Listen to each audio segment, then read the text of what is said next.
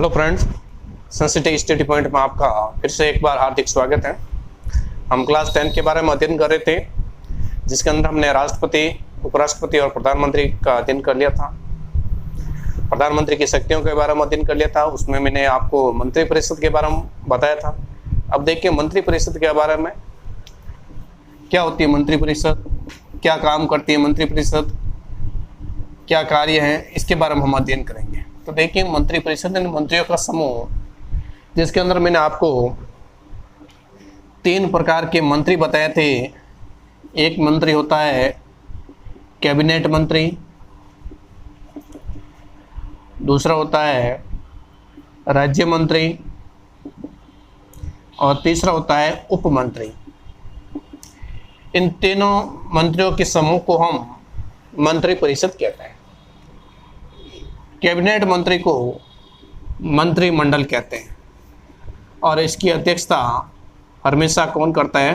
प्रधानमंत्री। ये केंद्रीय स्तर पर है। अगर राज्य स्तर पर होंगे तो उस जो कैबिनेट मंत्री होता है यानी मंत्रिमंडल राज्य स्तर पर, तो उसकी नियुक्ति है वो राज्यपाल करता है। यह आपको ध्यान रखना है। यहाँ पर अपन बात कर रहे हैं देश केंद्र सरकार। तो केंद्र सरकार के अंदर मंत्रिपरिषद के अंदर कैबिनेट मंत्री, राज्य मंत्री और उप मंत्री होते हैं, जिसके अंदर कैबिनेट मंत्री को मंत्रिमंडल भी कहते हैं, जिसकी अध्यक्षता कौन करता है? प्रधानमंत्री। अब देखिए भारतीय संविधान का एक अनुच्छेद है 74, जिसमें मैंने आपको पहले भी बताया था, प्रधानमंत्री पढ़ाया था तब। उसके अंदर प्रधानमंत्री पद की व्यवस्था के बारे में बताया गया। तो भारतीय संविधान का अनुच्छेद है 74। इस 74 में बताया गया है राष्ट्रपति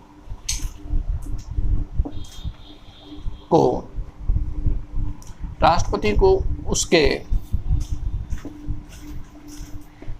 कार्यों में सहयोग व सलाह देने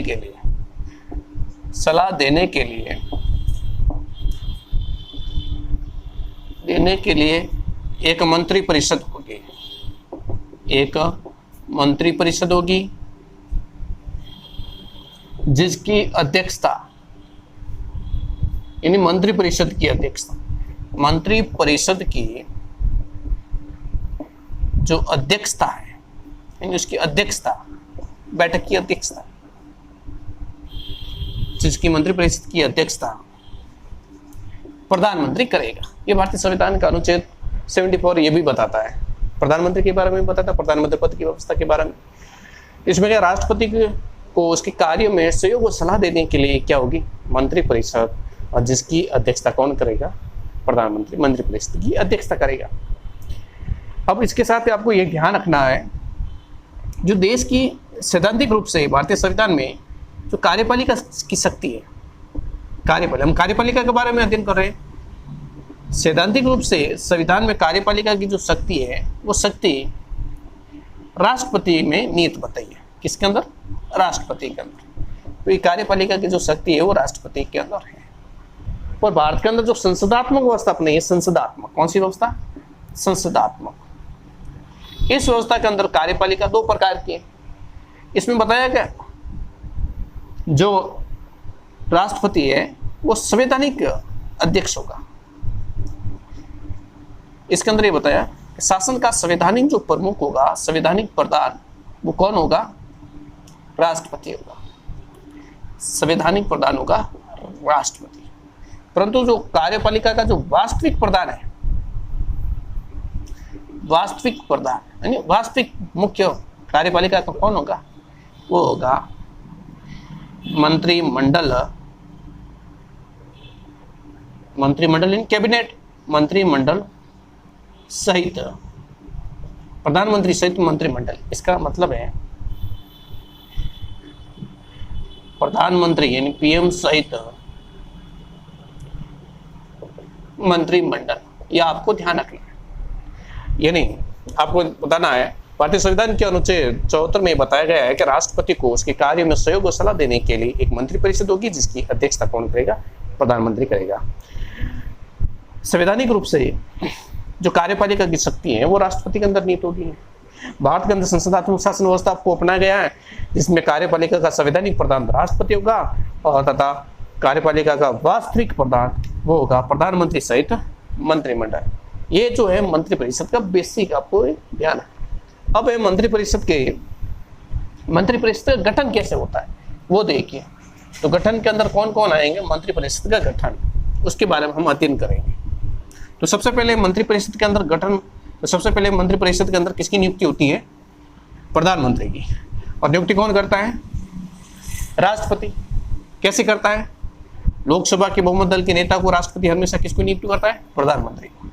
तो देखिए सबसे पहला दे रखा है प्रधानमंत्री की नियुक्ति, प्रधानमंत्री की नियुक्ति। तो आपको ध्यान रखना है मंत्रिपरिषद का गठन पढ़ रहे हैं, गठन कैसे कैसे होता है उसके बारे में अध्ययन कर रहे हैं, मंत्रिपरिषद का गठन के बारे में। तो सबसे पहले इसके अंदर प्रधानमंत्री की नियुक्ति। तो आपको ध्यान रखना भारतीय संविधान का एक अनुच्छेद है, अनुच्छेद 75 75वां, क्या बताता है कि प्रधानमंत्री की जो नियुक्ति है, प्रधानमंत्री की जो नियुक्ति है वो नियुक्ति कौन करेगा, राष्ट्रपति करेगा। ये आपको ध्यान रखना है, प्रधानमंत्री की नियुक्ति हमेशा कौन करता है, राष्ट्रपति। कैसे करता है, लोकसभा के बहुमत दल के नेता को, ठीक है। इसके साथ आपको ये भी बताना है कि जो अन्य मंत्री होते हैं, अन्य मंत्री जैसे कैबिनेट के, राज्य मंत्री है, उप मंत्री, ये सभी अन्य मंत्री है। अन्य मंत्रियों की नियुक्ति, जो अन्य मंत्रियों की नियुक्ति है वो भी कौन करता है, राष्ट्रपति करता है। और सलाह किससे लेता है, प्रधानमंत्री। तो आपको बताना है अन्य मंत्रियों की नियुक्ति राष्ट्रपति प्रधानमंत्री की सलाह से करता है। इन्हें आपको ध्यान रखना है। अन्य मंत्री कौन से, कैबिनेट मंत्री है, राज्य मंत्री है, उप मंत्री है। उन मंत्रियों की नियुक्ति राष्ट्रपति प्रधानमंत्री की सलाह से करता है। और जो ये नियुक्ति करता है, ये प्रधानमंत्री की जो अन्य मंत्री हैं, प्रधानमंत्री की स्वविवेक पर आधार, स्वविवेक शक्ति के आधार पर करता है, ठीक है। अब इसके दूसरा गठन का दूसरा पॉइंट है प्रधानमंत्री द्वारा मंत्रियों का चयन, प्रधानमंत्री द्वारा मंत्रियों का चयन, यानी कौन से व्यक्ति को, किस व्यक्ति को कौन सा मंत्री बनाना है, उस मंत्रियों का चयन भी कौन करता है, प्रधानमंत्री करता है। इसमें देखिए अन्य मंत्रियों की, आपको मैंने बताया है कि अन्य मंत्रियों की जो नियुक्ति है वो नियुक्ति तो कौन करता है, नियुक्ति करता है राष्ट्रपति। किसकी सलाह से करता है, आपको बताना है प्रधानमंत्री की सलाह से। पीएम का मतलब प्रधानमंत्री। इसमें आपको ध्यान रखना है जो अन्य मंत्रियों की नियुक्ति करता है राष्ट्रपति प्रधानमंत्री की सलाह से, इसके अंदर जो स्वविवेक शक्ति है व्यवहार में, यानी आपको ध्यान रखना व्यवहार में राष्ट्रपति क्या करता है, व्यवहार में राष्ट्रपति प्रधानमंत्री की सलाह को मानता है, सलाह को मानने का बाध्य है। यानी जो अन्य मंत्रियों की जो नियुक्ति है वो तो राष्ट्रपति कर देगा प्रधानमंत्री की सलाह से, पर व्यवहार में राष्ट्रपति प्रधानमंत्री की सलाह को मानेगा। यानी प्रधानमंत्री अपनी इच्छा के अनुसार किस व्यक्ति को कौन सा मंत्री देना है, राष्ट्रपति की सिर्फ उसको क्या दिलवाएगा, शपथ दिलवाएगा, उसकी नियुक्ति से संबंधित कुछ कार्य संपादन करेगा। तो आपको यही ध्यान रखना है अन्य मंत्रियों की जो नियुक्ति होती है वो करता तो राष्ट्रपति है, और हमेशा किसकी सलाह से करता है, प्रधानमंत्री। यानी व्यवहार में राष्ट्रपति प्रधानमंत्री की सलाह से, नहीं राष्ट्रपति ने जो लिस्ट भेज दी है मंत्रियों को बनाने के लिए, नहीं प्रधानमंत्री ने, तो राष्ट्रपति उन्हीं को व्यक्तियों को नियुक्ति करेगा। नेक्स्ट है तीसरा पॉइंट, मंत्रियों का में कार्य विभाजन, यानी कौन से मंत्री को कौन सा कार्य देना, यह भी कौन तय करता है, प्रधानमंत्री तय करता है। कौन से व्यक्ति को कौन सा मंत्रालय देना है, जैसे रक्षा मंत्रालय है किसी और को देना है, विदेश मंत्रालय किसी और को देना, गृह मंत्रालय किसी और को देना है, रेलवे मंत्रालय किसी और को देना है, ऐसे ये सभी मंत्रालय। अब ये उन पर उस पर है कि कौन से व्यक्ति को कौन सा मंत्रालय दे। तो सबसे पहले आपको ध्यान रखना, तीसरी जो इसका गठन का है, मंत्रियों में कार्य विभाजन। मंत्रियों में कार्य विभाजन।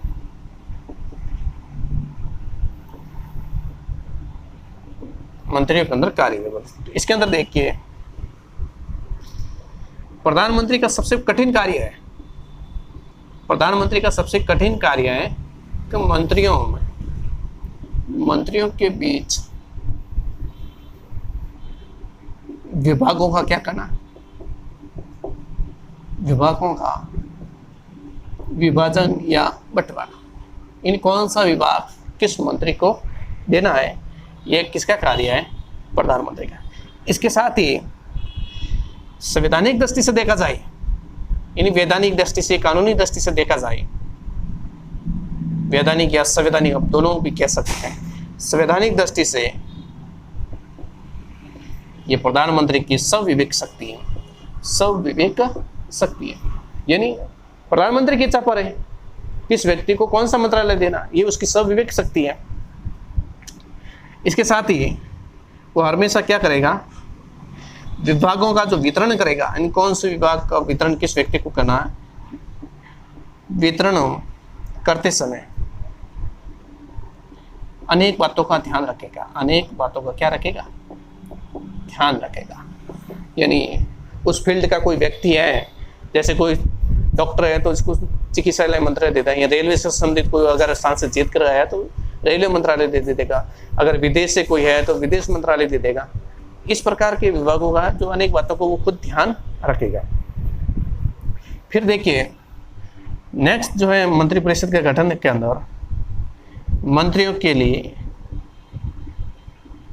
आवश्यक योग्यताएं, मंत्रियों के लिए आवश्यक कौन कौन सी योग्यता, इन मंत्री बनने के लिए क्या क्या योग्यता होनी चाहिए, वो योग्यता देखिए, ये आपको ध्यान रखना है। देखिए क्या होता है, संसद के किसी भी, संसद का कोई भी, संसद के किसी भी सदन का सदस्य होना आवश्यक है।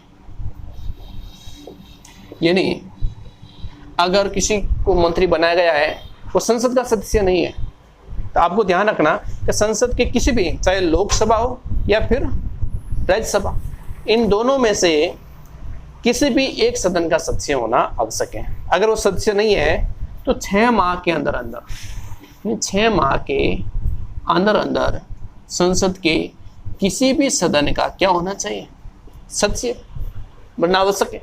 आपको ध्यान रखना कि संसद के किसी भी सदन का सदस्य, मंत्री के लिए सबसे इंपॉर्टेंट योग्यता यही है, अगर वो संसद के किसी भी सदन का सदस्य नहीं है तो 6 माह के अंदर संसद के लोकसभा या राज्यसभा का सदस्य होना आवश्यक है। अगर सदस्य नहीं है 6 माह, इसके लिए उस पद से हटना पड़ेगा बाद में। तो आपको ध्यान रखना है कि मंत्रियों के लिए आवश्यक योग्यता में संसद के किसी भी सदन का सदस्य होना बहुत जरूरी है। अगर सदस्य नहीं है तो 6 महीने के अंदर उसको सदस्य बनना पड़ेगा। अगर उसने सदस्य बन गया और संसद का सदस्य नहीं है तो उस पद से क्या करना पड़ेगा, उसको हटना पड़ेगा। अब नेक्स्ट है मंत्रियों का शपथ ग्रहण। यानी मंत्री को शपथ कौन दिलाता है, कितनी प्रकार की शपथ लेता है, तो आपको बताना है। मंत्रियों को जो शपथ है वो 2 प्रकार, एक तो पद की लेते हैं और दूसरा लेते हैं, एक तो पद की से और दूसरा है गोपनीयता की। नेक्स्ट है शपथ ग्रहण, 5वां पॉइंट है।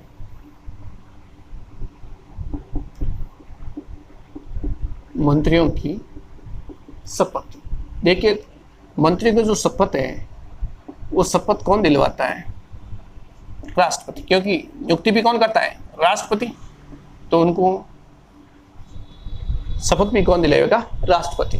ठीक है, अब या तो राष्ट्रपति अपने नीचे किसी व्यक्ति को नियुक्त कर लेगा, वो शपथ दिलवाएगा, अधीनस्थ को नियुक्त करेगा, वो शपथ दिलवाएगा, या फिर राष्ट्रपति शपथ दिलवाएगा। जो शपथ होगी वो होगी एक पद की और दूसरे उसकी गोपनीयता की। पद माना कि कोई गृह मंत्रालय संभाल रहा है कोई व्यक्ति, तो उसके गृह मंत्रालय के पद की अगर कोई विदेश मंत्रालय संभाल रहा है तो विदेश, अगर कोई रक्षा मंत्रालय संभाल रहा है तो उस पद की, रक्षा मंत्रालय के पद की, और उस विभाग से संबंधित कुछ चीजें ऐसी होती है गोपनीय रखनी पड़ती हैं, उसकी शपथ दिलवाएगा। तो आपको ध्यान रखना, मंत्रियों की पद और गोपनीयता की शपथ कौन दिलवाएगा? राष्ट्रपति दिलवाएगा। ठीक है। इसके साथ ही नेक्स्ट जो इसका गठन का है वो है मंत्रिपरिषद का कार्यकाल। मंत्रिपरिषद का कितना कार्यकाल होना चाहिए वो देखिए। मंत्रिपरिषद का कार्यकाल, वैसे मंत्रिपरिषद का कोई कार्यकाल नहीं होता है, यानी इसका कोई कार्यकाल निश्चित नहीं होता है। मंत्रिपरिषद का कार्यकाल निश्चित नहीं होता है, कोई फिक्स नहीं है, निश्चित नहीं होता है। जैसे नरेंद्र मोदी का 2014 से वापस 2019 तक उसकी मंत्रिपरिषद का कार्यकाल 5 वर्ष का था, फिर वो वापस जीत गए, वो कहने का मतलब है वही मंत्रिपरिषद कार्यकाल आगे बढ़ गए, तो कोई फिक्स नहीं होता है। ठीक है। तो आपको ये ध्यान रखना कि मंत्रिपरिषद का कोई कार्यकाल नहीं होता है। मंत्रिपरिषद क्या होती है? तब तक अपने पद पर बनी रह सकती है, अपने पद पर बनी रह सकती है जब तक उसे लोकसभा में क्या है? बहुमत प्राप्त है। जब तक लोकसभा के अंदर उसको क्या है? बहुमत प्राप्त। जब तक लोकसभा के अंदर बहुमत प्राप्त है तब तक मंत्रिपरिषद का कार्यकाल रह सकता है। और जब तक सामान्यतः लोकसभा का कार्यकाल कितना होता है? सामान्यतः लोकसभा का कार्यकाल 5 वर्ष का होता है। तो इस आधार पर मंत्रिपरिषद का भी जो है वो 5 वर्ष तक का क्या है? कार्यकाल है। ये आपको ध्यान रखना है, आपको बताना है कि मंत्रिपरिषद का कोई निश्चित कार्यकाल नहीं होता है। वो तब तक अपने पद पर बनी रह सकती है मंत्रिपरिषद जब तक उसे लोकसभा में बहुमत प्राप्त होता है। सामान्यतः लोकसभा का कार्यकाल कितना वर्ष का होता है? 5 वर्ष का होता है। इस आधार पर मंत्रिपरिषद का कार्यकाल भी 5 वर्ष तक हो सकता है। अब नेक्स्ट है मंत्रियों के वेतन तथा भत्ते। तो देखिए वेतन और भत्ते कौन कौन से वो देखें, कितना वेतन मिलता है, कौन कौन से भत्ते प्राप्त हैं वो देखिए।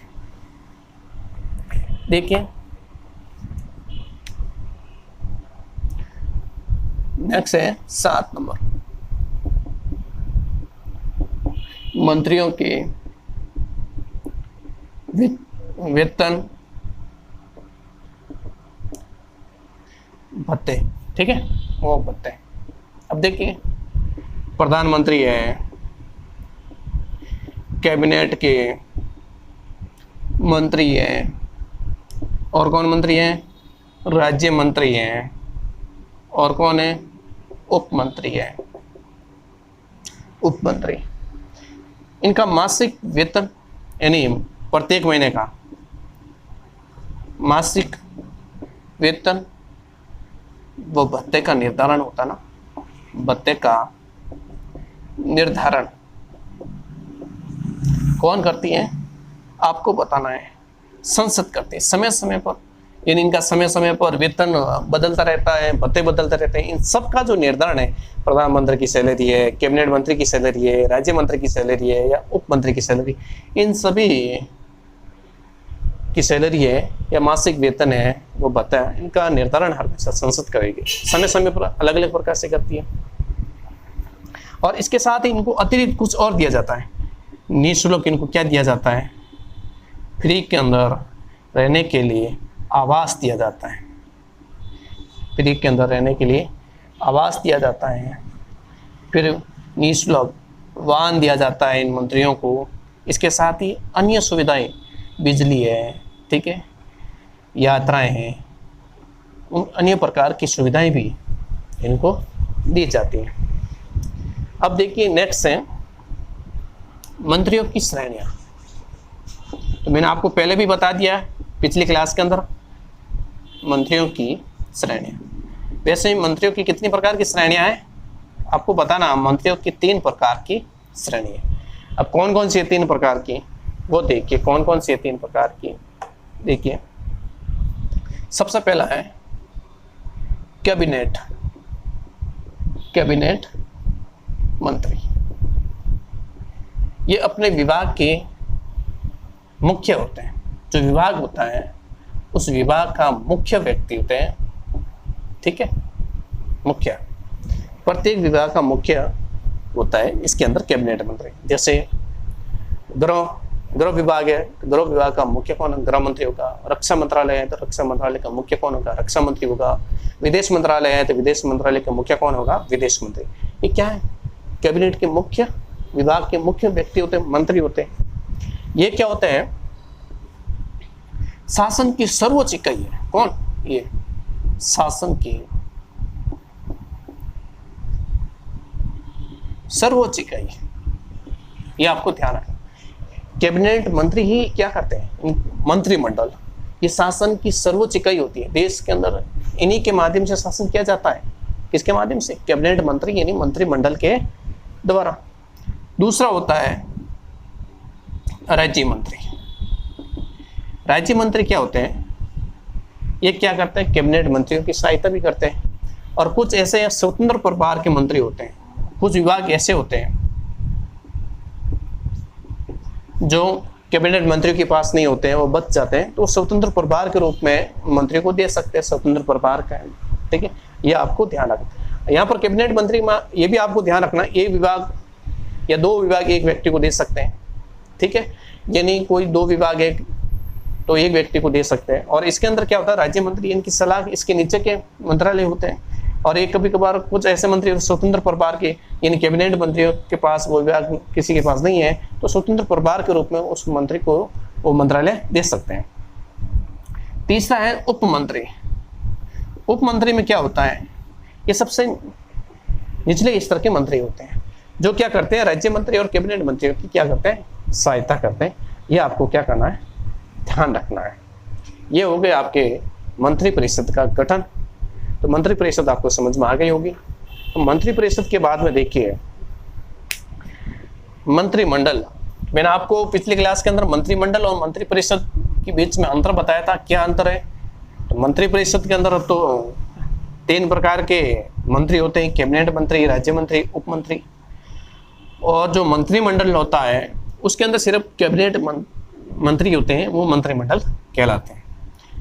देखिए इसके अंदर सबसे पहले हम मंत्रिमंडल की शक्तियों के बारे में देखते हैं। मंत्रिमंडल यानी कैबिनेट मंत्रालय के बारे में, कैबिनेट मंत्री के बारे में देखा है। भारतीय संविधान का एक अनुच्छेद है 74, हमने पहले भी पढ़ा इसको अंदर, कि राष्ट्रपति को सलाह, यानी राष्ट्रपति को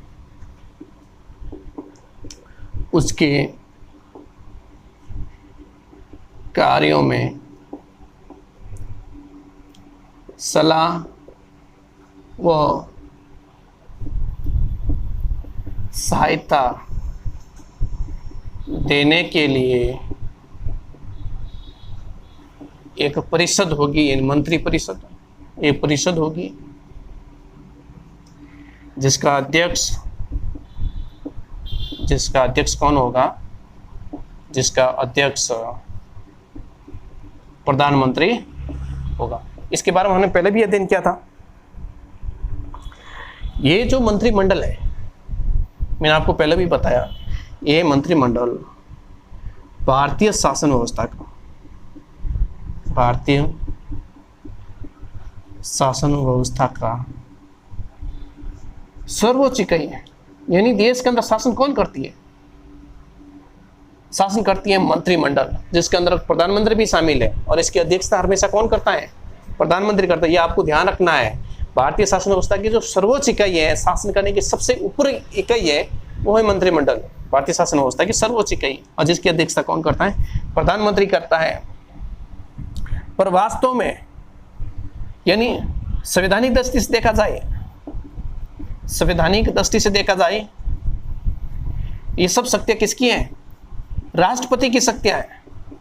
ये सभी शक्तियां किसकी हैं? राष्ट्रपति की। और उन शक्तियों का प्रयोग कौन करता है? उन शक्तियों का प्रयोग करता है मंत्रिमंडल। आपको ध्यान रखना है। वास्तव में ये सब शक्तियां राष्ट्रपति की है, पर उन शक्तियों का प्रयोग कौन करता है? मंत्रिमंडल करता है। इसीलिए मंत्री परिषद को भारतीय शासन व्यवस्था का, भारतीय शासन व्यवस्था का हृदय कहा जाता है। ये आपको ध्यान रखना है, वेरी इंपॉर्टेंट है, वेरी वेरी इंपॉर्टेंट। यानी संवैधानिक दृष्टि से ये सब शक्तियां राष्ट्रपति की होती हैं, पर इनका प्रयोग मंत्रिमंडल द्वारा किया जाता है। इसीलिए मंत्रिमंडल को भारतीय शासन व्यवस्था का हृदय कहा जाता है। अब देखिए मंत्रिपरिषद का क्या क्या कार्य है, क्या शक्तियां हैं, उसके बारे में हम अध्ययन करेंगे। देखिए मंत्रिपरिषद के कार्य एवं शक्तियां, ये आपको ध्यान रखना, बेसिक मैंने आपको बताया है। भारतीय शासन व्यवस्था की सर्वोच्च इकाई कौन सी है? मंत्रिमंडल है। शासन करने की सबसे बड़ी इकाई वो कौन सी है? मंत्रिमंडल। अब देखिए मंत्रिमंडल के कार्य एवं शक्तियां कौन कौन सी हैं? कार्य एवं शक्तियां, तो सबसे पहले इसके बारे में हम देखेंगे। राष्ट्रीय नीति का निर्धारण करना, इन्हीं मंत्रिमंडल का सबसे प्रमुख कार्य है। सबसे पहला कार्य क्या है? राष्ट्रीय नीति का निर्धारण है। यानी मंत्रिमंडल राष्ट्रीय नीति का निर्धारण करता है, सबसे प्रमुख कार्य है इसका राष्ट्रीय नीति का।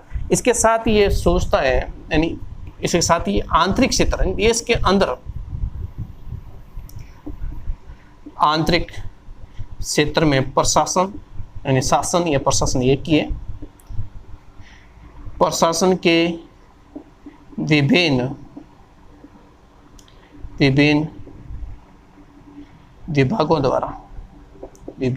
द्वारा तथा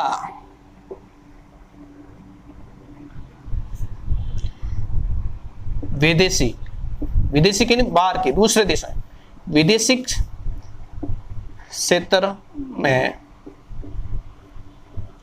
दूसरे देशों के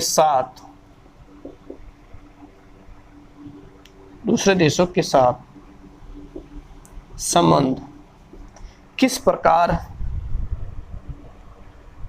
संबंध के विषय में किस प्रकार की नीति अपनानी चाहिए, किस प्रकार की नीति अपनाई जानी चाहिए। यानी क्या करता है? सबसे पहला है राष्ट्रीय नीति का निर्धारण करना, मंत्रिमंडल का पहला कार्य है। यानी इसका प्रमुख कार्य है। आंतरिक क्षेत्र में प्रशासन के विभिन्न विभागों द्वारा किस प्रकार से कार्य होता है, किस प्रकार की नीति अपनानी चाहिए देश के अंदर, जिसका देश का विकास हो सके। इसके साथ ही विदेशी क्षेत्र यानी बाहर के दूसरे देशों के साथ किस प्रकार के संबंध होने चाहिए, इस संबंध में किस प्रकार की नीति अपनानी चाहिए। जैसे हमारे रूस के साथ किस प्रकार के संबंध होने चाहिए, पाकिस्तान के साथ किस प्रकार के संबंध होने चाहिए, नेपाल के साथ किस प्रकार के संबंध होने चाहिए, अमेरिका के साथ किस प्रकार के संबंध होना चाहिए। ये विदेशी क्षेत्र दूसरे देश है, ठीक है। इस नीति का निर्धारण भी कौन करते हैं? मंत्रिमंडल करता है। ये आपको क्या करना, ध्यान रखना। अब है कानून निर्माण की दूसरा जो इसकी शक्ति है, कार्य है, वो है कानून निर्माण पर नियंत्रण। मंत्रिमंडल क्या करती है? कानून निर्माण पर नियंत्रण रखती है। दूसरा है कानून निर्माण पर नियंत्रण, कानून निर्माण पर नियंत्रण। अब देखिए मंत्रिमंडल संसदात्मक शासन व्यवस्था में क्या होता है? संसदात्मक शासन व्यवस्था में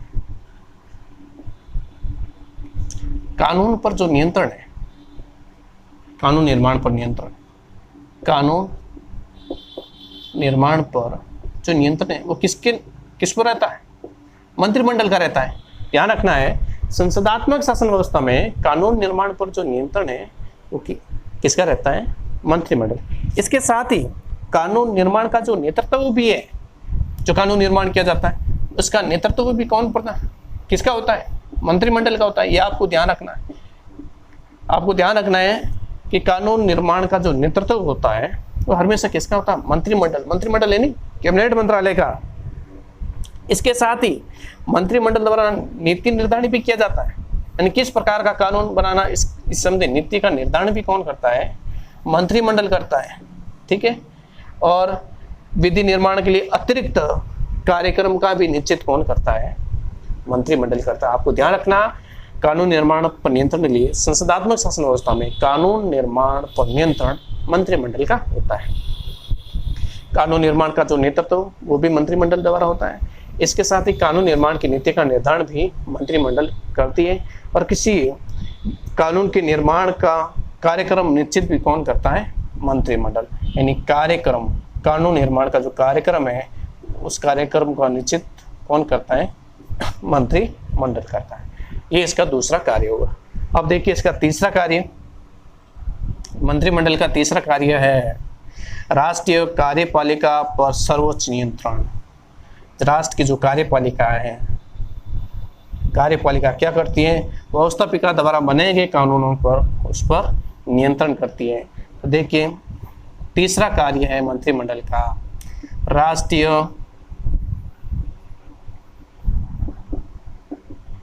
कार्यपालिका पर सर्वोच्च नियंत्रण। राष्ट्रीय कार्यपालिका पर सर्वोच्च नियंत्रण। राष्ट्रीय कार्यपालिका पर सर्वोच्च नियंत्रण में देखिए संवैधानिक दृष्टि से, यानी संविधान के आधार पर संवैधानिक दृष्टि से जो कार्यपालिका की जो शक्ति होती है, कार्यपालिका की यानी संघीय सरकार की, कार्यपालिका यानी सरकार, जो कार्यपालिका की शक्ति होती है वो हमेशा किसके अंदर होती है? राष्ट्रपति। यानी कार्यपालिका की समस्त शक्ति राष्ट्रपति के अंदर निहित होती है, यानी राष्ट्रपति के अंदर होती है। और व्यवहार के अंदर, व्यवहार में कार्यपालिका की शक्ति का प्रयोग कौन करता है?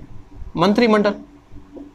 ये आपको ध्यान है, इसके अंदर प्रधानमंत्री शामिल है, तो आपको ध्यान रखना है प्रधानमंत्री सहित मंत्रिमंडल करता है उस कार्यपालिका शक्ति का प्रयोग। इन संवैधानिक दृष्टि से देखा जाए तो कार्यपालिका शक्ति राष्ट्रपति के अंदर होती है, पर व्यवहार में भारतीय संविधान का अनुच्छेद 74 क्या कहता है कि राष्ट्रपति को सलाह एवं सहायता देने के लिए एक मंत्री परिषद होगी। मंत्री परिषद यानी मंत्रियों का समूह, उस समूह का नाम है मंत्रिमंडल या मंत्री परिषद, एक ही हो सकती है। ठीक है।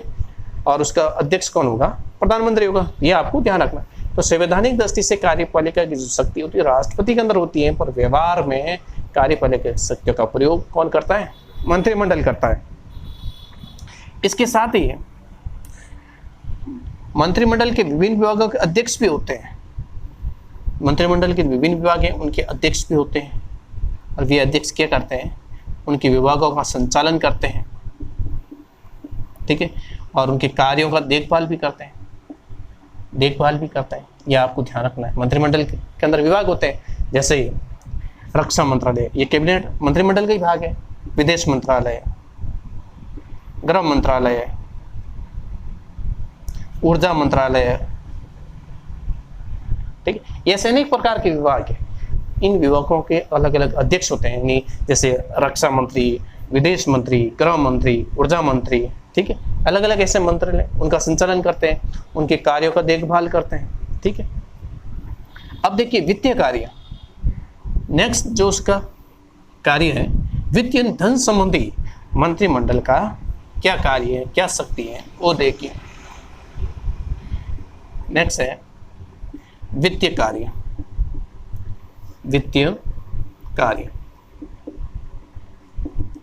वित्तीय कार्य में देखिए देश की जो आर्थिक नीति है, आर्थिक नीति अर्थव्यवस्था से जुड़ी हुई आर्थिक नीति का निर्धारण, आर्थिक नीति का निर्धारण भी कौन करती है? मंत्रिमंडल करती है।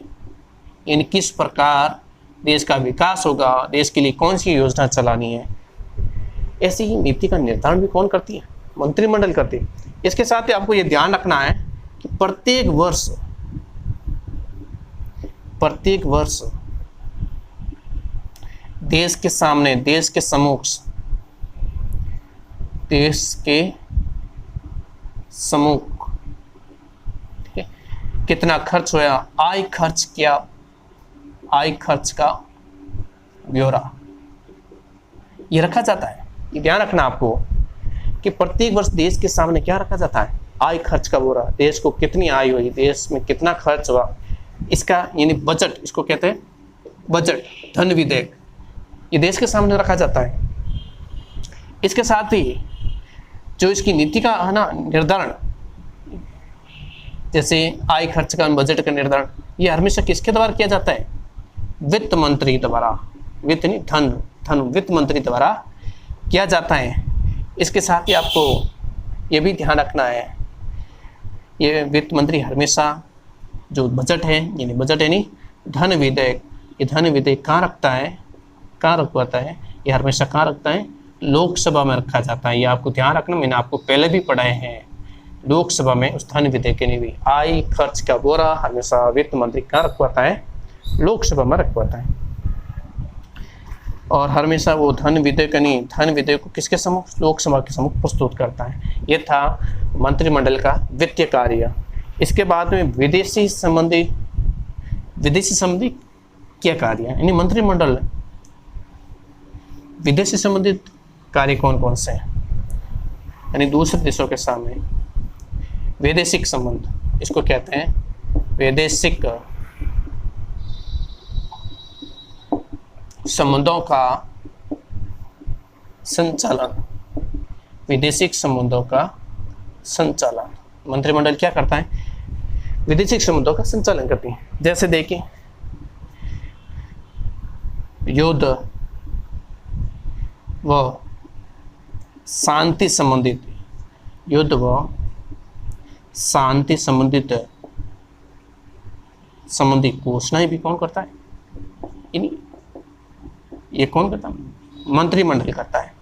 इसके साथ ही ये निर्णय भी करता है, क्या निर्णय करता है, इसके साथ ही ये निर्णय करता है कि दूसरे देशों के साथ किस प्रकार के संबंध, दूसरे देशों के साथ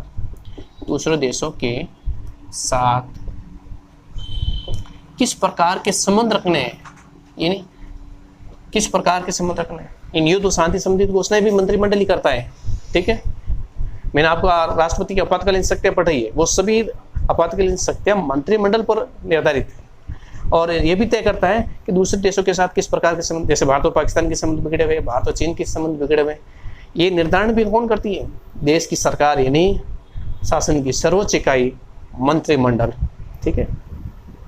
अब इसका लास्ट जो मंत्रिमंडल का कार्य है वो नियुक्ति संबंधित कार्य है। नियुक्ति संबंधित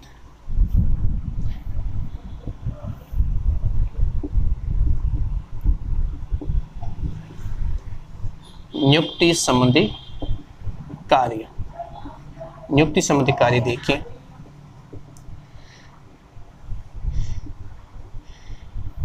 संविधान द्वारा क्या होता है, संविधान द्वारा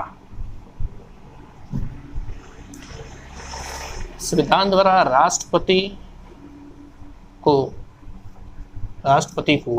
जिन उच्च पदाधिकारियों